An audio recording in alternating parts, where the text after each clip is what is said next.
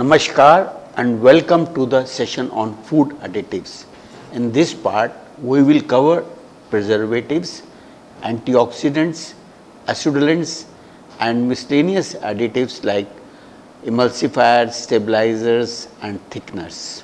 The objective of this session is to explain and enhance the understanding with respect to food additives. So, after this session, you will be able to give the definition, enlist different type of food additives, state the functions of food additives and explain uses of food additives. So, let us start first with the definition part. How do we define it? Substances added to food in small quantity to improve its flavor, texture, appearance and storage properties are known as food additives.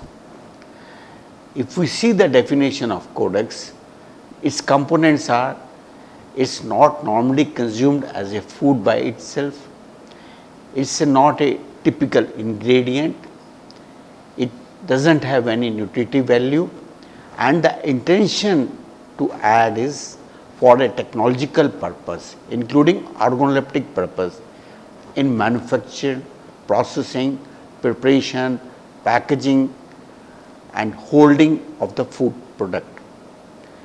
And it does not include contaminants or substances added to food for maintaining or improving nutritional qualities is there. Examples are like sugar, which we use in preparation of squash, which inhibits microbial growth. Salt in butter, it draws out water, dehydrates it and keep it safe from the microbial activity. Similarly, acetic acid or vinegar in the pickles or in the sauce we use, because it increases the acidity, lower the pH and it becomes antimicrobial. Benzoic acid in squashes, in tomato products, and it is used because of the antimicrobial activity, control of yeast and mold. Similarly, sulfur dioxide for drying the fruits and vegetables, nitrates for the meat curing and the phenolic antioxidants like BHA and BHT for the oils are used. So, these are the examples is there. The Codex has identified 27 classes. This will help us in understanding that what are different type of additives. Just I will quickly go through the list, like acidity regulator, which maintains the acidity or alkalinity of a food. Anti-caking agents, doesn't allow them to cake. Similarly, anti-foaming agents, antioxidants, bleaching agents, bulking agents, carbonating agents, carriers, color retention agents, emulsifier salts, firming agents, flavor enhancer, floor treatment agents, foaming agents, gelling agents, glazing agents, humectant, packing gas, preservative, propellant, raising agents, sequestrants, stabilizer, sweeteners, thickeners.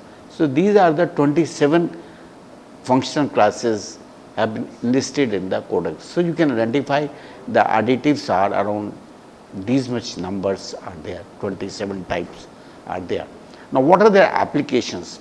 They are assist in the processing or preservation of food, improve the flavor and texture, maintain the nutritional quality of the food, the protect against microbial growth in the food, impart firmness to the food, retard or speed up the chemical reaction in food, enhance stability of food resulting an increase in the shelf life. They also help in reduction in wastage of food, because normally the wastage is because of the microbial changes or chemical changes.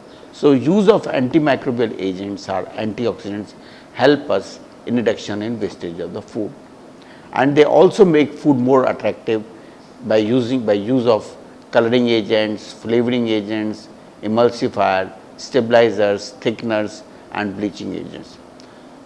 But we have to remember that they are not a primary constituent of a food and they are always used in a very small quantity, and they does not include contaminants, insect fragments, hair and other extraneous material added to food for maintaining or improving nutritional availabilities. Now, what are their functions? From the earlier 3 or 4 slide, we can draw out what are the functions. The first is it enhances the shelf life of the food. They enhance the consumer acceptability of the food. They reduce wastage and improve yield of the product. They facilitate preparation of food, improve color, appearance, body and texture, flavor and maintain the nutritive value of food. These are the functions that performed by the additives. Along with this, there can be some unlawful functions also, like some manufacturer can conceal the damaged or spoiled product. They can adulterate food with the cheaper materials. They can cover up use of faulty ingredients. They can disguise the faulty process of manufacture or replace lengthy and cumbersome process, achieve desired result in short term. These are not the desirable activities of the additives. We as a food professional should take care that this should not happen is there. So, what are the benefits of the additives? They help us in giving safe and quality product, greater choice of foods, like if you take the butter and vegetable butter. So, butter is quite expensive, vegetable butter is slightly cheaper. So, a different type of choice is available and the lower priced foods are also available with the help of additives is there. Let us see how our regulatory FSSAI defines it. It is any substance intentionally added to a food for a technological purpose or organoleptical purpose, and they improve the shelf life, maintaining its nutritional qualities and sensory attributes. They are not normally consumed as a food by itself. Now, after this, so you have to review in the sense, now you try to define what is additive, what are its application, what are its benefits and what are its different functional classes were there, right. So, this first review is over. Now, we will go to the general principles for the use of additives. That first is you have to check and confirm that need exists for its usage. Then it must be safe and harmless for a lifetime consumption based on the toxicological evaluation. There is no reduction in nutritive value of food and it should be used as per the agreed specification and legal requirement, and it should be continuously observed and re-evaluated if required is there. Before going in detail on different additives, let us understand the term GRAS. It stands for generally regarded as safe. A group of additives which are normally classified by experts and well accepted also that they are safe to use. So, they are known as generally regarded as safe. Their past extensive use has not shown any harmful effect is there. So, their examples are like sorbic acid, potassium sorbate, ginger, citric acid. These are the examples which are known as safe is there. Now, how do we classify different type of additives? They are preservatives, antioxidants, acidulants, neutralizers and buffers, coloring agents, flavoring agents, sweeteners and miscellaneous additives are there.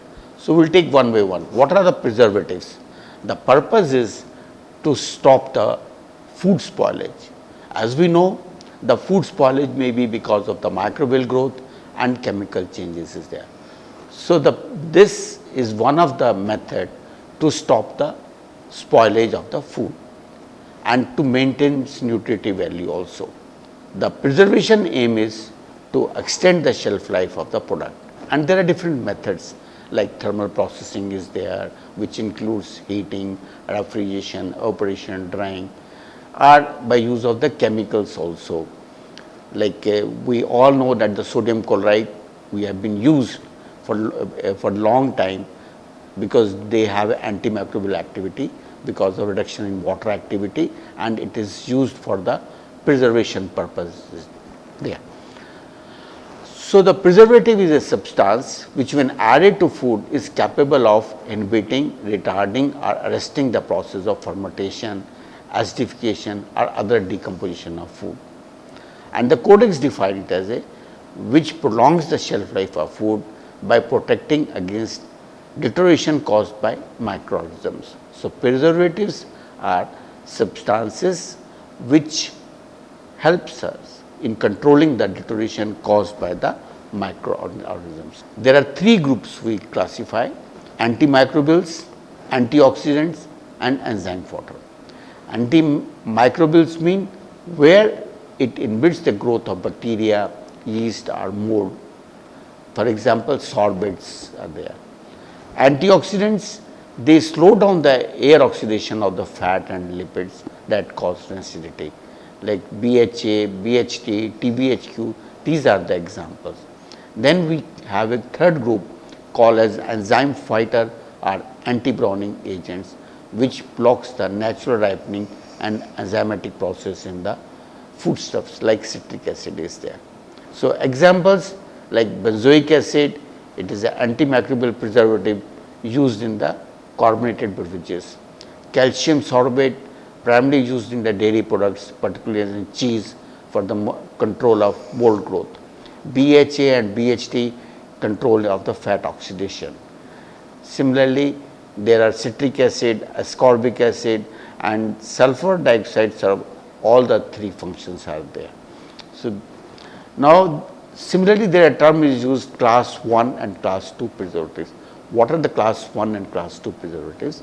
Class 1 is all the natural preservatives and there is no restriction of use of their amount, like common salt, sugar, dextrose, spices, honey, these are the natural preservatives. Class 2 is the additives that can be added in a food as specified by regulations, like benzoic acid, sulfuric acid, nitrates, nitrites, lactic acid, propionic acid, these are the examples of class 2 preservatives are there. Now, what should be the characteristics of preservatives? First thing is they should be economical, easily available, easy to use, and they should have good inhibitory action against a wide range of microorganisms.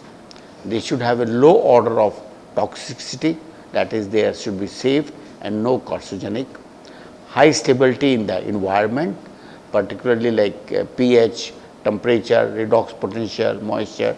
So, they should have a good stability in the in this range, in the long pH from 4 to 6, 4 to 7. Similarly, temperature also they can withstand, and they do not alter the identity and quality of the product, neither they affect the nutritive value of the product should be there. So, groups of the there are 7 to 8 groups, like one is first is weak organic acid, where acetic acid, benzoic acid, lactic acid are the examples. Metachelators, citric acid and EDTA. Curing agents are nitrate and nitrites, and they particularly control the clostridium and the meat products are there. So, these are used in the curing and preservation in the meat products is there. Then parabens are there, they are effective against mold and yeast, and they are effective at the pH of 7. That is why they differ from the benzoic acid, because they have activity in both acid and alkaline medium. And like methyl paraben and propylparaben are they are safe at the level of 0.1% under the GRAS classification is there. Similarly, we have epioxides, ethylene and propylene oxides, they are used in the nuts and spices.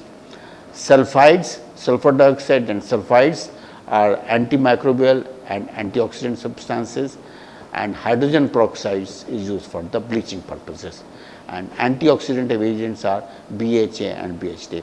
Some of the characteristics like benzoic acid, so they are present in cranberries, plums, cloves there, and they are very strong antibiotic agents there. Normally 0.05 to 0.1% benzoic acid is sufficient, but if you want to control bacteria, we need higher quantities there. Now, normally sodium benzoate is used because of the low solubility of benzoic acid in water. And in the products examples are like squashes, syrups, fruit juices, jam, jellies are there. Similarly, sulfur dioxide, they are extensively used as antimicrobials to prevent enzymatic and non-enzymatic browning. And sulfur dioxide is a gas and we can bubble in the liquid directly.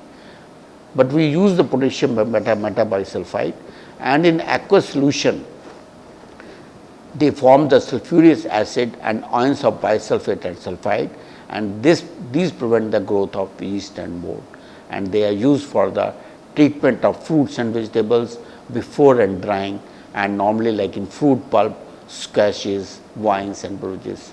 Similarly, sorbic acid and its sodium potassium salt are known as sorbates, and they inhibit yeast and mold and as well as some species of bacteria also. They are effective at low pH. So, the food having the low pH we can always use like cheese, fruit juices, jam, wines and pickles are there.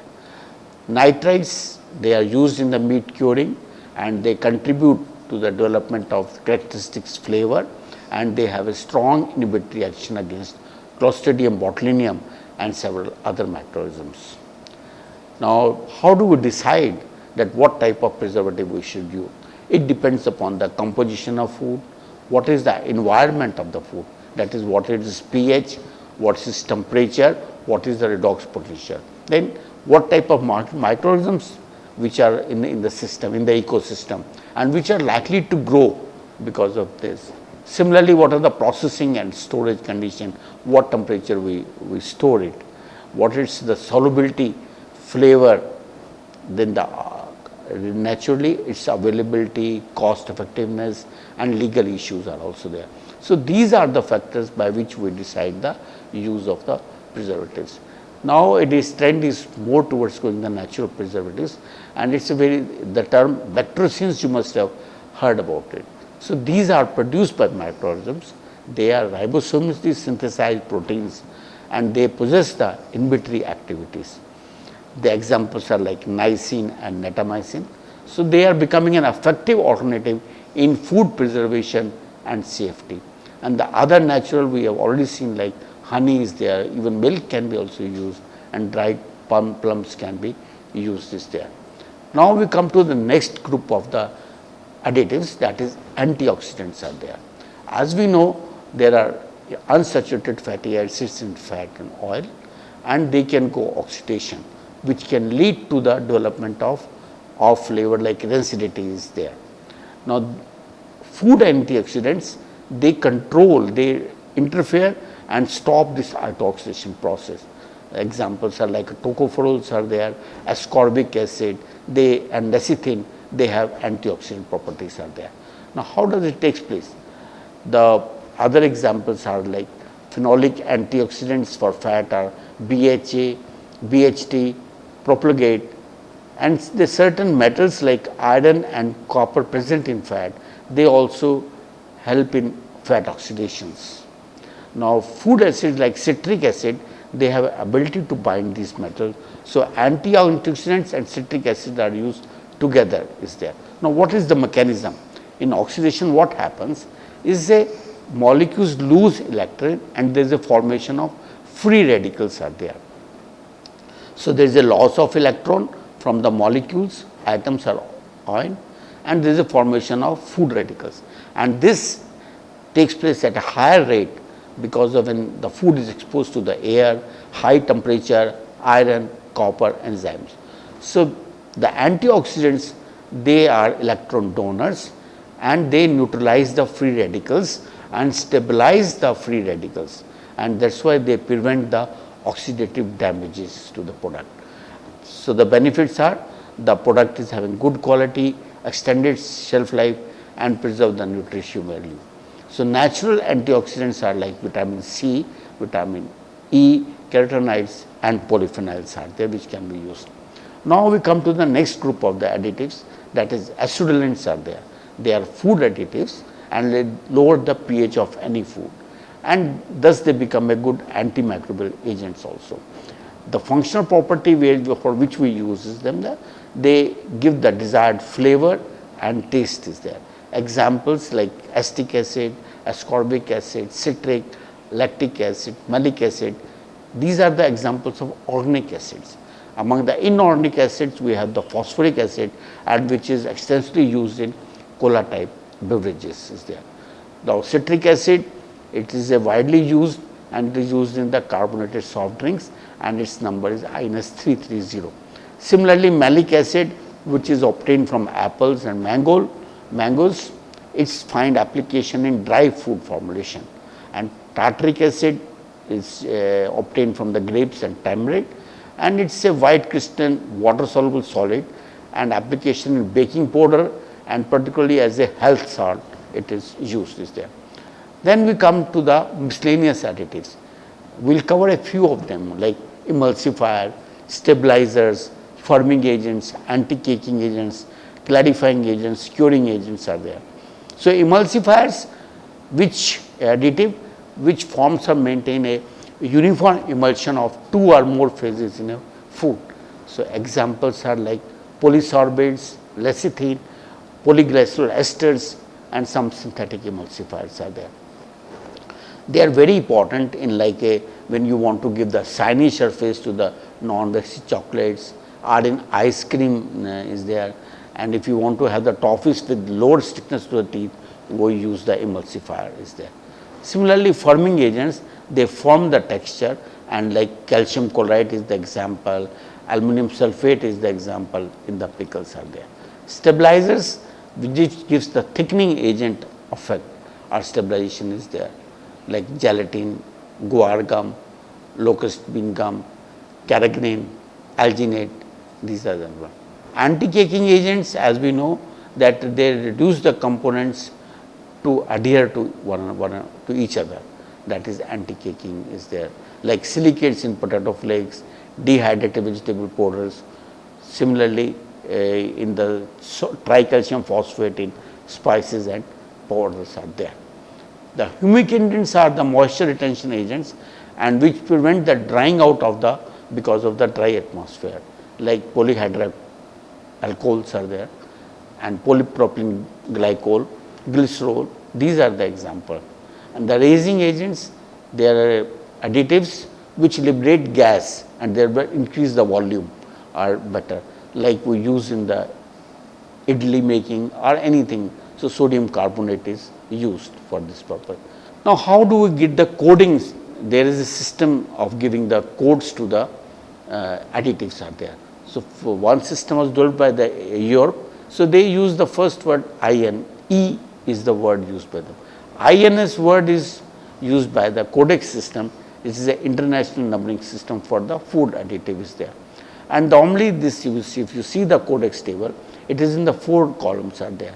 First one is the identification number, then name of the food additive, the functional classes, and then the technological purpose is there.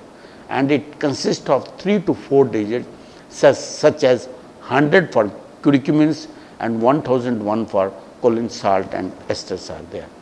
Now, in some instances this number is followed by alphabetical suffix like 150A, it identifies caramel 1, 150B identifies caramel 2 there. Enzymes which function as a food additives have been included in 1100 series, and the codex has listed 27 function classes which we shared in the initial slides are there. Now, in this part of review, I am giving you an exercise. From a packet of a bread, I have seen the following INS number. So, you try to identify what is the exact name of this additive. Like I am giving the group also, preservatives INS 282 and INS 200, emulsifier INS 4811, INS 472E and 415, acid regulator 270, 297, antioxidant 300, flow treatment agent 516. So, you try to find out what is the exact name of the additive is there. Now, the regulations what it says is that the codex and FFSA, they prescribe the maximum permissible limit which we can use, and in some cases they give the GMP, that is good manufacturing practices. That is the primary purpose, that it should be least, it should be used, should be limited to the lowest possible necessary level to achieve the desired result is there. And the quantity of additive should be, it should be minimum, should be reduced to the extent reasonably possible, so that it serves the purposes, but it should not be harmful to the consumers is there, and it should be handled in the same way as a food ingredient is there.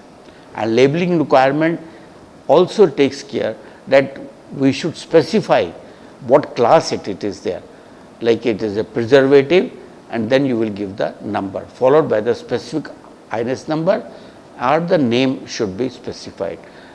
Like in the review exercise, we gave you that this is the preservative and these are the numbers which they have used on the label of a bread is there. Now, what is the procedure if you are in a company and you have developed a new product, how you will approach?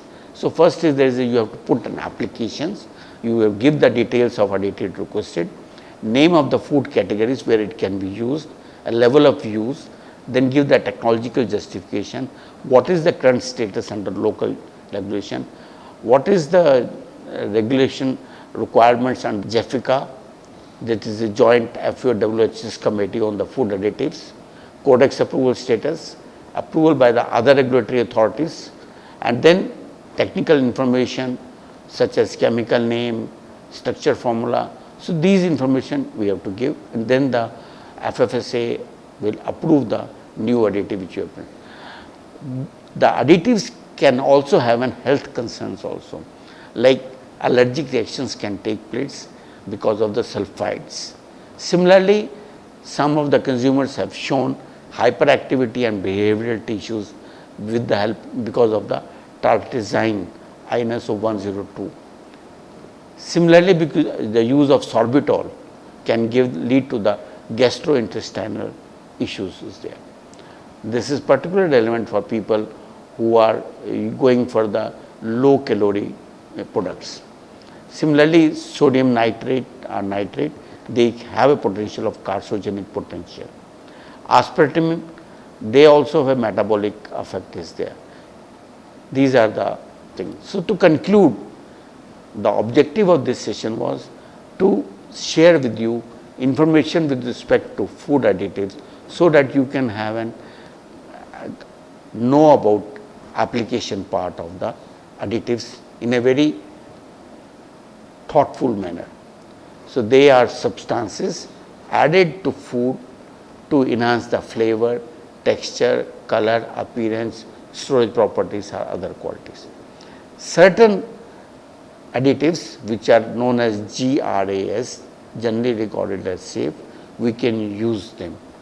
But for other additives, we have to follow the toxicological procedure or approval procedure, then only we can include. The types include preservatives, antioxidants, acidulants, coloring agents, flavorers and sweeteners are there. And the common examples of preservatives, that is which will act on to control the microbial growth, they are like sodium benzoate, sulfur dioxide, potassium metasulfide. So, they control the microbial spoilage, that is yeast, mold, bacteria. Now, there could be some like oxidation could take place. So, they are known and antioxidants, where we call them the BHTs there. And the trend nowadays is to go for the natural additives, natural preservatives, because of the health issues. Thank you very much. Thank you.